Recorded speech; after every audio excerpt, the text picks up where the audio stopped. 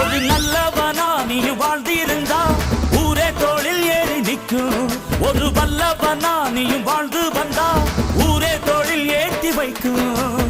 வெட்டவரும் எதிரியை எருவாக்கு, நீ நட்டு வச்ச பூச்செடிக்கு உரமாக்கு. உனக்கென்று ஒரு கூட்டம் உருவாக்கு, நீ